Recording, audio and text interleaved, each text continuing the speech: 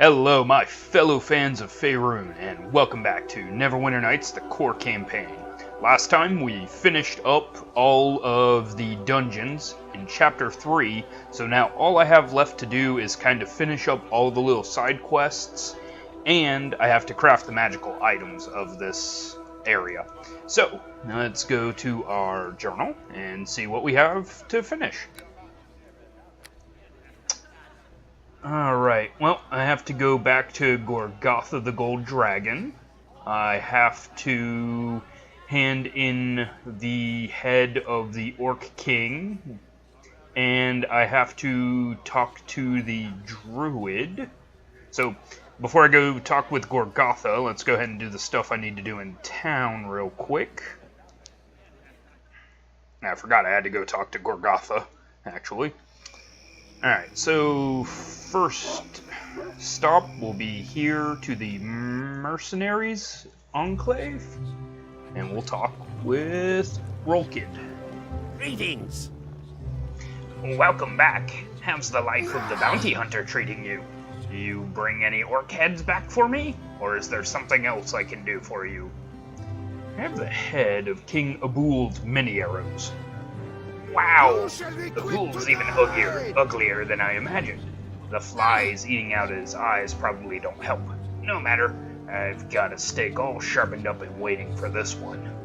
Here's the 1,000 gold pieces I promised. With Abul and his followers out of the picture, maybe we can actually start winning this war. You know, it isn't easy getting rid of an Orc King. I put my life on the line for you. Perhaps a bit more. Okay, I can take a hint, and I guess this was kind of a tough assignment. I'd hate to think how the war effort would have gone if you hadn't come through for us. I don't have any gold to spare, but I do have something. It's been in my family for generations, handed down from soldier to soldier. But I'm retired, and I don't have any children, so it might as well be yours. You've certainly proved yourself worthy. I know it's not much, but I hope it serves you as well as it served me. Now, anything else I can do for you? No, and you've been very generous. Thank you. And he gave me a sickle, which is like, or a comma, which is like a mini scythe. The Peasant Dynasty. It gives me resistances to all elemental types and enhancement bonus +1. Well, that'll get turned into gold at some point. But hey, it was extra, so I'm not complaining. Alright, for the next quest, I have to go up the hill and talk with... Is it Yisan the Bard? Yusum. Welcome, my child. Do you bring me news of the Uthgard Elk tribe? Or is there some other purpose to your visit? Zokin, leader of the Elk tribe, asked me to show you this dream catcher. I recognize this Elk tribe token. It is a symbol of truce and contrition. It must mean that Zokin is apologizing for what his tribe has done. I will send my emissaries at once to re-establish relations with the Elk people. You have done as I asked, my child, and investigated this matter for me. As such, you have earned your reward. I do not have much to give, but please accept this ring for your efforts. Thank you, Yusum. You are most generous. Is there anything else I might do for you, child? I'll be going now. And go, child, and may a gentle breeze carry you safely to your destination, like the summer winds that bring seeds to replenish the eternal forest. Alright. Thank you, Yusum. And he gave me a ring. And it's a ring of elemental resistance. Nice. Well, I can certainly stack all that up and become basically immune to everything but Sonic. Alright, so back to the Fire Giant's domain, so I can get to the spine of the world. I think I'm going to cut that part out, guys. I'm just going to be backtracking back to Gorgotha's cave, so I'll cut back when I get there. Alright, and here we are, the mighty Gorgotha, Gold Dragoness. I smell blood and something else. Something foul. You have the head of Klauth, the ancient red worm. Give it to me, that I might see the proof of his death with my own eyes. I am honored to give you the one's head, mighty Gorgatha. The terror of Klauth has been ended. No longer will his minions raid my lair. The evil power of the ancient worm has been broken. We dragons are loath to part with our treasure hoard, but you have earned your reward. Take this, the premier item of all the treasure I have collected. I thank you for this most generous gift, mighty Gorgatha.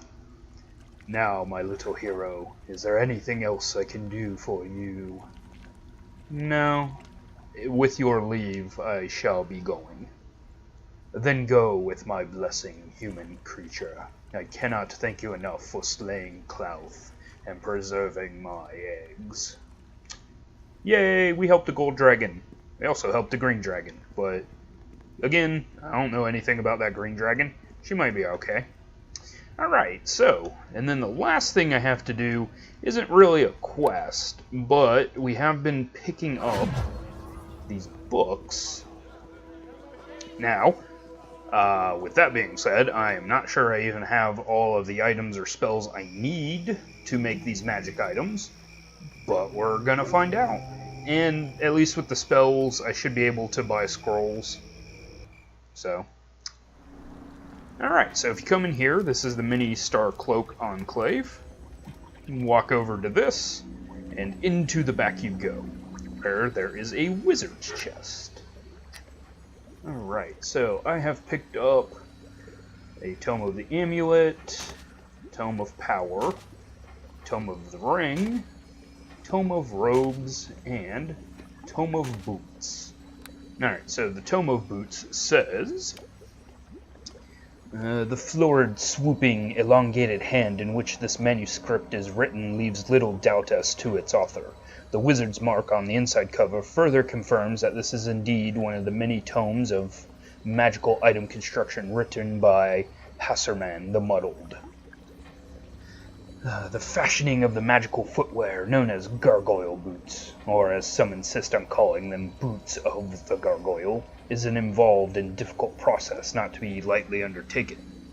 Before beginning the procedure, it is imperative that one performs said procedure within the confines of a proper mage's laboratory to avoid contaminations that would render the procedure ineffective. As one might imagine, the primary ingredient is the skull of the creature that gives its name to the footwear. The skull must then be combined with a bodax tooth and subjected to a stone skin spell in order to complete the construction of said item. Alright, well, let's see, I have items here. And we have a gargoyle skull, because I remembered I needed one, and we have a bodax tooth, because I am a person who hoards things. And I also picked up the Soothguard belt. Ooh, immunity to death magic, disease, and fortitude saving throws improved. That's not as good as my fire giant strength belt, though.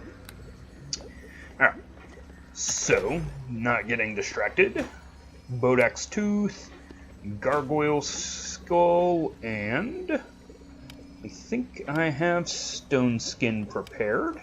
I do. There we go. Gargoyle boots.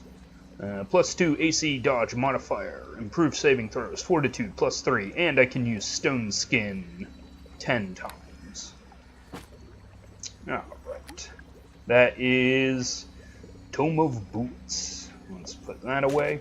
Now you can only make one of these as far as I'm aware. One of each of these, so you can't make multiples. But, just like in the second chapter. But let's go on to the second one. It's the same introduction, so though an item of great use and application, the crystal robe is not without its peculiar failings. However, those willing to accept the drawbacks will be more than happy to reap the benefits of said item if they precisely follow my instructions as follows. Combine the belly of a fire beetle with one flawless quartz crystal in an appropriate magic container, the like of which can be found in a respectable wizard's laboratory. Once the respective ingredients are in place, enchant them with an enervation spell to create the crystal robes. Okay, I may not have a fire beetle belly. Nope, have one. Yes. And a quartz crystal. Now, I may not have enervation currently prepared. Let's see, what do we have? And we've got acid splash. It would probably be here if... No, that's right, enfeeblement. Enervation is a level 5 spell, or a level 4 spell, and so no, I do not have it prepared. So, what I'm going to do is do another short little cut here. I'm going to make sure I have all the spells I need before proceeding, and then we'll finish these up. So I'll be right back. Okay guys, so I just spent 10-15 minutes looking for a Feeble Mind spell. I do not have it, and I can't find anybody that sells a scroll of it, or any items that actually can use it. But here's what, the Tome of Power is what you need the Feeble Mind spell for, and this is what it is. The Staff of Power is an item of great power that can, it's redundant, that can only be created by unleashing the power of similarly powerful items. One such item is the Bodak's Tooth. When paired with the like twin, the Bodak's Tooth, or teeth, as would perhaps be more appropriate in this instance, must be enchanted with a Feeble Mind spell. If these instructions are followed within the confines of a proper wizard's laboratory, the resulting item will be the all-powerful staff in question. Well, thankfully, staves of power aren't really that hard to come by. I have one or two of them. So I'm not missing out much other than just having another one. So we can't do the Tome of Power. That's my mistake. I am sorry. I really should have paid attention to my spell selection and made sure I had Feeble Mind before this point, but I didn't.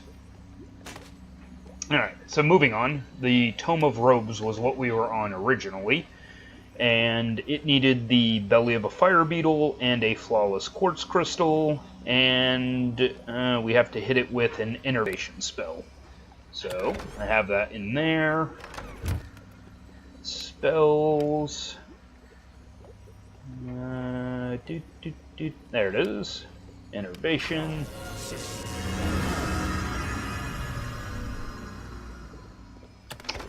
And that has made the crystal robes. You take a penalty to your constitution, but you get +3 armor bonus. Spell focus divination, which I can't cast divination spells, and spell resistance 14. It'd be useful, but I can wear armor, so we don't need it. Alright, moving on. That was that one. The ring. Alright, the Ring of Regeneration is an item eagerly sought after by both mage and warrior, not to mention priests and rogues, and probably monks, and whatever. A perpetual fountain of healing magic, constantly draining into one's own body, is a boon to any man or woman, regardless of their profession. Yet, the creation of such an item is deceptively simple, if one merely possesses some fenberry and the eye of a Rakshasa. Of course, acquiring said eye is another matter entirely. I have yet to meet the Rakshasa that would part with one willingly. Once these ingredients are assembled, the procedure can be completed using the equipment found in any standard mage's lab, supplemented with the casting of Melf's Acid Arrow on the combined ingredients. Alright, so I need a Rakshasa Eye and a Fenberry. I believe I picked up, yep, a Rakshasa Eye, and I kept a Fenberry. Boom and boom. And it said Acid Arrows, so... And this is the Ring of Regeneration. It gives regeneration +4. Alright, that is very useful. Very nice. Alright. And then finally, the Tome of the Amulet. Though the secrets are known to me, the creation of the Amulet of Natural Armor is not an endeavor I am likely to undertake, for reasons that at first glance should be obvious. Fenberry, the complementary component, presents no particular difficulty to the intrepid mage who wishes to acquire it in any substantial quantity. However, the primary ingredient, the tongue of a slad, poses challenges far beyond the capabilities of most. In the unlikely event one should encounter and defeat one of these demonic beings, they're not demons, they're slads, the casting of mage armor is the only further requirements to obtaining the desired amulet. Needless to say, anyone attempting the process beyond the confines of a carefully controlled environment, such as a mage's lab, would be doomed to encounter failure and disappointment. That's just telling you that you have to be in this room. Alright, so let's see. Do I have another Fenberry? I do. And a Slad's Tongue. So yeah, apart from that one snafu, I had everything I needed. And I need level 2 Mage Armor. And this gives me an Amulet of Natural Armor +5. This would be useful if I didn't already have this Amulet of the Uthgard, giving me +4 to my strength and giving me 12 spell resistance. So, but all of that's done. So now we finished Gorgotha, the Elk Tribe, and saved the supply lines. There's only 2 more things we have to do. Linu's Tale and the Words of Power. So let me meet back up with Linu by going out this door. And hello, Linu. Hey there, dear. What can I do for you? I'd just like to talk for a while. I love chatting with you, but don't you think we should focus on your mission right now? Yeah, but I finished that already. I'd like to hear the rest of your story. Kigro Hegwood, you are my truest friend in the world. I know now that we must work together to accomplish all of our quests. I told you that I overheard Sahanine Moonbow speaking with the head cleric of her order. The words that I heard would echo in my mind for the rest of my life. What did she say? She told me, the elderly cleric, that during her wanderings through this world, she had come upon a forest of breathtaking oak trees that grew in the middle of a range of volcanoes. While she stood in contemplation and admiration of the oak, one of the volcanoes erupted. The lava steamed down the mountain, burning its way through every form of life in its path. Alright, I could be flirty here, but I was being nice before. Kigro actually has a kind of stable relationship, so we'll just continue being friends with her. What happened? The lava reached the edge of the forest and destroyed every single tree. This saddened Sahanine, but as she prepared to move away, she noticed something very unusual. The seeds of the tree were floating on top of the lava. Floating? They didn't burn up. When the lava cooled, the seeds broke open, and small shoots came out of the shells to take root in the newly formed crust of earth. Within weeks, the forest had renewed itself, and the oak trees stood tall, defiant of the surrounding volcanoes and their fiery destruction. That's actually pretty sweet, volcanic oak trees. Sahanine was so smitten with the majesty of those trees that she made her favored weapon from one of the bows. Sahanine left the forest, returning occasionally to enjoy the splendor of their beauty. One day she returned to find that the trees had disappeared. Not a single seed remained, which made her weep. What happened then? Sahanine didn't know what had happened. She had been gone for several centuries, and there was no trace of the mighty volcanic oak trees left.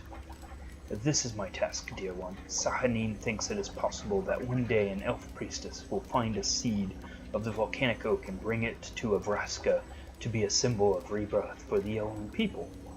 With this symbol, as the oak is reborn through fiery death, Our people might be rekindled in spirit, though we might face adversity.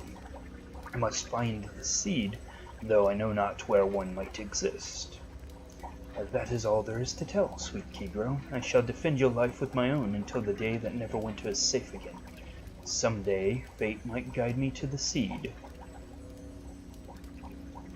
The goddess has led me to be here with you. With your help, I have recovered the chalice of Moonbow and found my husband's journal. You are my guide to restoring the volcanic oak to rebuild my people. Oh, I thought I picked these up already.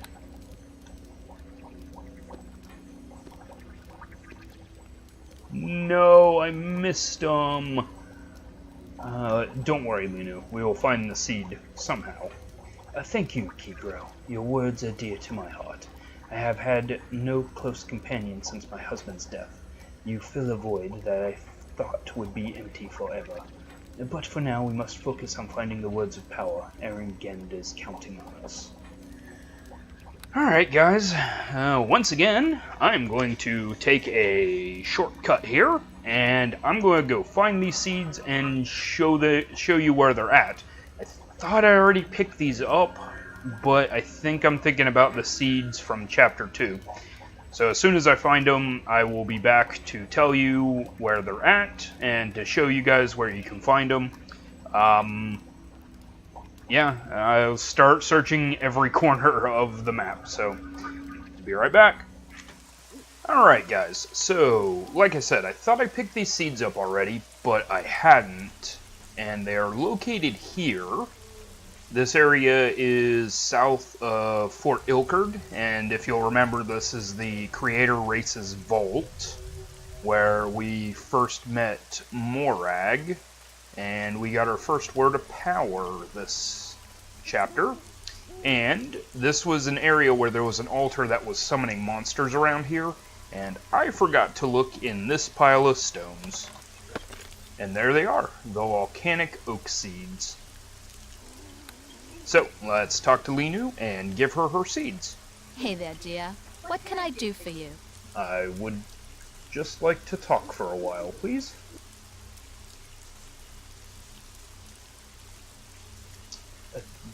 This is my task, dear one. Sahanin thinks it is possible that one day an elf priestess will find a seed of the volcanic oak and bring it to Evraska to be a symbol of rebirth for the elven people. With this symbol, as the oak is reborn through fiery death, our people might be rekindled in spirit, though we might face adversity. I must find the seed, though I know not where one might exist. That is all there is to tell. I shall defend your life with my own until the day that Neverwinter is safe again. Someday, fate might guide me to the seed. The goddess has led me to be here with you. With your help, I have recovered the chalice of Moonbow and found my husband's journal. You are my guide to restoring the volcanic oak to rebuild my people. I have an unusual seed right here. Is this it? Yes, that's the seed the goddess described. I'm sure of it. Oh, Kegro, you've done it. There's nothing I could give you that could equal the gift you have given to the people of Evraska. You have proven that you are the best of friends to the elven people. I think you shall find that the pendant I gave you is now much stronger than before. The friendship means more to me than any magical item. Those sweet Kegro, those words, they fill some part of my soul that has been missing for a long time. There is an expression in Elven, Vestre Mien, which means, you complete me. Do you know what I mean by that? Alright, so this is one area where you can actually forward a romantic interest in one of the female characters. As I said earlier this episode, though, Kegro has a girlfriend. Just as the character I built him, he is actually in a committed relationship, so he's not gonna cheat on her. So he has to let Linu down. Yes, but I'm sorry to say, I've already part of a committed relationship. I don't feel that way about you. Oh, I'm sorry. I've bungled this too. Please forgive me and pretend that I never said a thing. You have unlocked the strongest of magics of the pendant. Gendor, a human, proved the depths of his friendship to the elves years ago, and the pendant blessed him with quicker reflexes than most elves have. What will you do with the seed now, Linu? I will take the seed back to Evraska, where a place will be prepared for a whole forest of these oaks to grow. Is Evraska near a volcano? No, I don't think it'll survive. Okay, you do what you do, Linu. The elven population has been withdrawing from the larger population of Faerun at too quick a rate. Perhaps with the symbol and the elven gods' blessing, we can begin to replenish ourselves.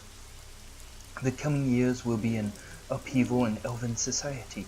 If we are going to integrate ourselves more, then we will need strong leadership. Who will step up and assume that role? I have no idea.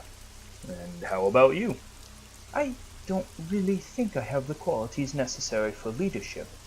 I would be content with a place in the church, maybe build a new temple somewhere in human lands, and lend support to elves who come out of seclusion.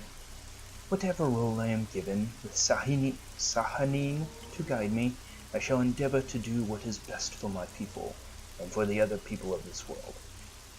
And though I know there is much to do in Evraska, I am in no rush to leave your side, dear one. As long as we have work to do, and you have a place for me, I shall remain with you, loyal to the end. Well, I enjoy having you around, Linu, and I wanted to help you get your last mission, but I need somebody else to go with me into the final chapter. So, the first thing we're going to do is teleport back. And you should talk with the dwarf here while I pick up Dalen. I found passing from this world unsettling, as was my return to life. Yet I sense there has been no permanent harm done. Do you need me to join you once more? Yes, please come with me. My blade is yours to command.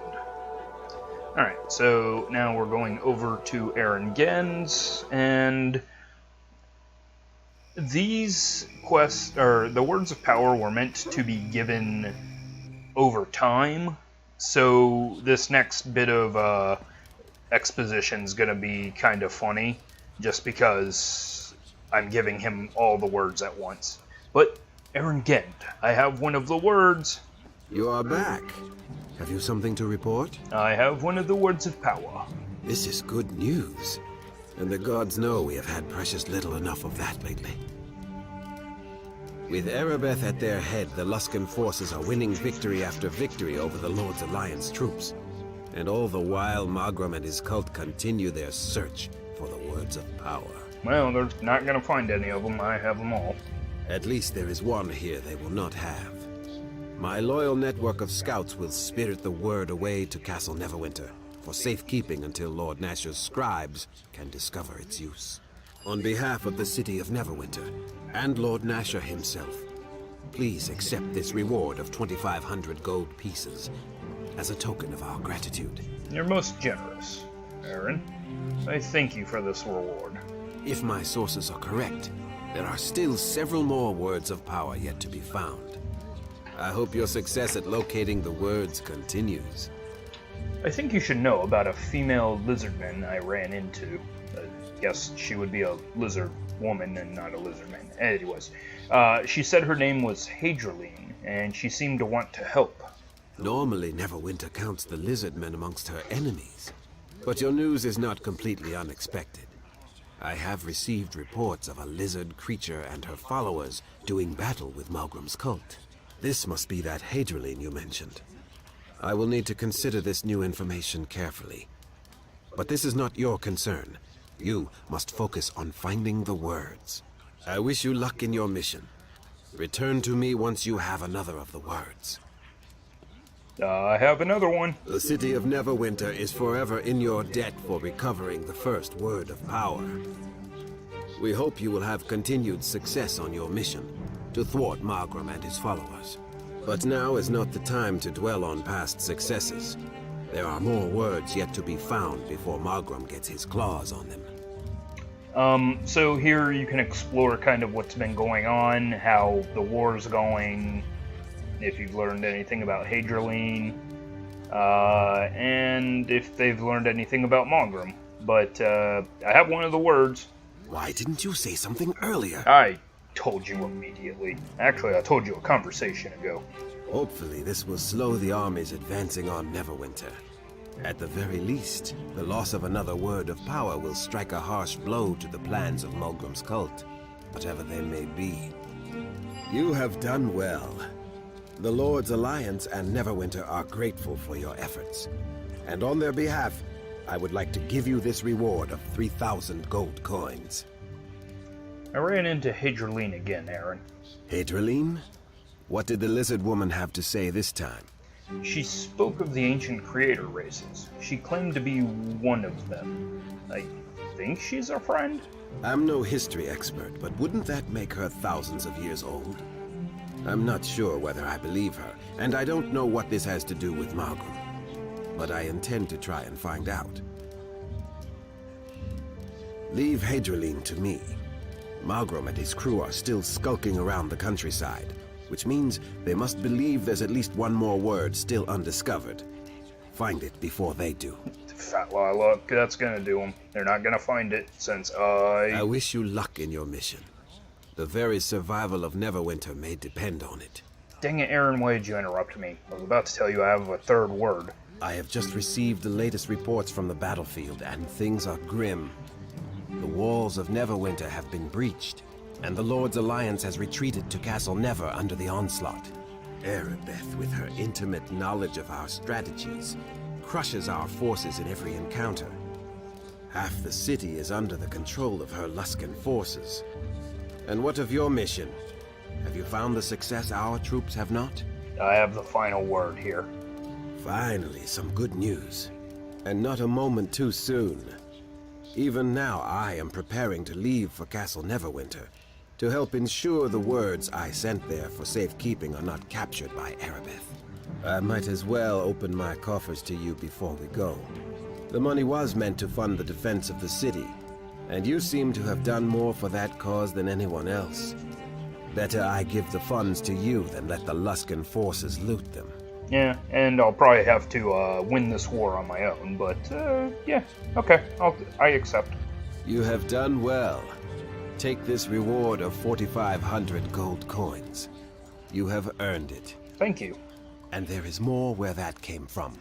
If you accompany me to Neverwinter, to aid in defending the city. The Lord's Alliance desperately needs someone such as you.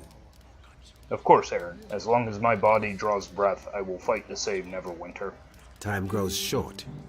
We must return to Castle Never to defend its walls and the words of power within from Erebeth and Malgrim. We will leave right now if you are ready. I am ready. I only hope we are not too late.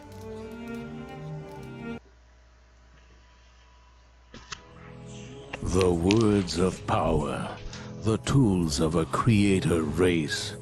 Hadrian spoke of them as though they could shape worlds, and perhaps they had. With these in hand, victory would not be far behind, or so it was thought. While Eringend searched for the ancient relics, Morgrim's army pressed their attacks against Neverwinter. Their dark magics and sheer numbers soon overwhelmed the defenders. The betrayer, Erebeth, was at the forefront when the walls were breached. The words of power, once thought safe within Castle Never, were in danger of falling to the enemy. And behind the invasion, an even greater evil, Morag, Queen of the Old Ones, had awoken.